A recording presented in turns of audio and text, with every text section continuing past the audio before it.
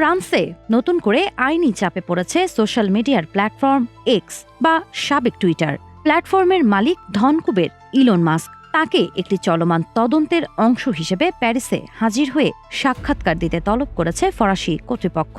সোমবার উপস্থিত হতে বলা হলেও তিনি আদৌ যাবেন কিনা তা এখনও নিশ্চিত নয়। জীবন অবাক না করলে কে করবে? 28% মিল্ক ফ্যাটের অবাক করার সাথে ফ্রেশ মিল্ক পাউডার। জীবন অবাক করুক প্রতিদিন। 2025 সালের জানুয়ারিতে শুরু হওয়া এই তদন্তে অভিযোগ করছে এক্সের অ্যালগরিদম ব্যবহার করে ফ্রান্সের রাজনীতিতে প্রভাব বিস্তারের চেষ্টা করা হয়েছে।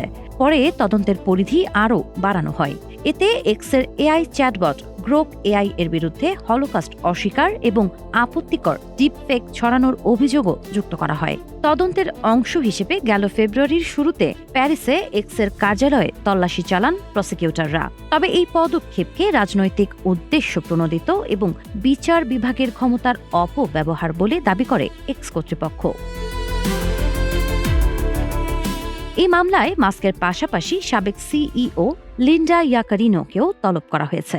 গেল বছরের জুলাইয়ে তিনি পদত্যাগ করেন। প্রসিকিউটরদের পক্ষ থেকে জানানো হয়েছে 20 থেকে 24 এপ্রিলের মধ্যে এক্সের আরও কয়েকজন কর্মীকেও জিজ্ঞাসাবাদের জন্য ডাকা হয়েছে। এমনকি কেউ হাজির না হলেও তদন্ত অব্যাহত থাকবে বলেও সতর্ক করা হয়েছে। ফরাসি তদন্তে এক্সের বিরুদ্ধে গুরুতর একাধিক অভিযোগ খতিয়ে দেখা হচ্ছে, যার মধ্যে রয়েছে শিশু যৌন নির্যাতন সংক্রান্ত কন্টেন্টে সহায়তা এবং মানবতাবিরোধী অপরাধ অস্বীকারের মতো বিষয়।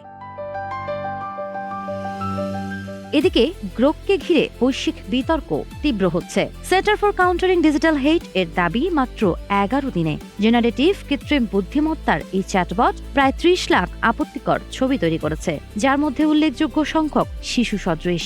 ইস্যুটি ইতোমধ্যে ইউরোপীয় ইউনিয়ন এবং যুক্তরাজ্যের নিয়ন্ত্রক সংস্থাগুলোকেও তদন্তে নামতে বাধ্য করেছে। সাবা খান, নাগরিক প্রতিদিন।